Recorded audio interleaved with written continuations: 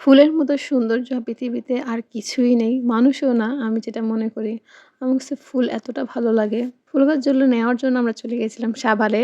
তো এটা ছিল একটা নার্সারি। অনেক বড় নার্সারি। নার্সারিটার নাম ছিল এভারগ্রিন কি যেন একটা আমি ভুলে গেছি। এমন কোনো চারা নেই যে এখানে নেই। আর এত ধরনের ফুল যে মানে আমি নিজেও নাম বলে শেষ করতে পারব না। চারাগুলোর প্রাইসও ছিল খুবই রিজনেবল। আশুলিয়া বা সাভারের আশেপাশে যারা আছেন, তারা যদি কোনো গাছ না পান, আপনারা অবশ্যই এই নার্সারিটা ঘুরে যাবেন। আপনি অবশ্যই গাছটা পাবেন। আমি বিশেষ করে গিয়েছিলাম স্ট্রবেরি গাছের জন্য। আমার মেয়ে স্ট্রবেরি খুব পছন্দ করে। তো ভাবলাম যে কয়েকটি স্ট্রবেরি গাছ নিয়ে যাই।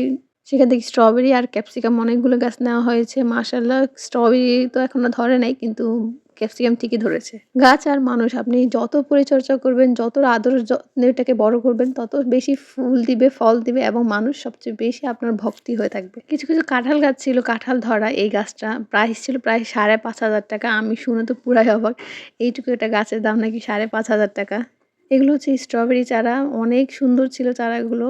এই বাগানের বা নার্সারির ভিতরে আপনারা সবকিছু পেয়ে যাবেন চারা লাগানোর জন্য। একদম টব থেকে শুরু করে মাটি সবকিছু এখানে পাওয়া যায়। সারটাও সব পাওয়া যায়।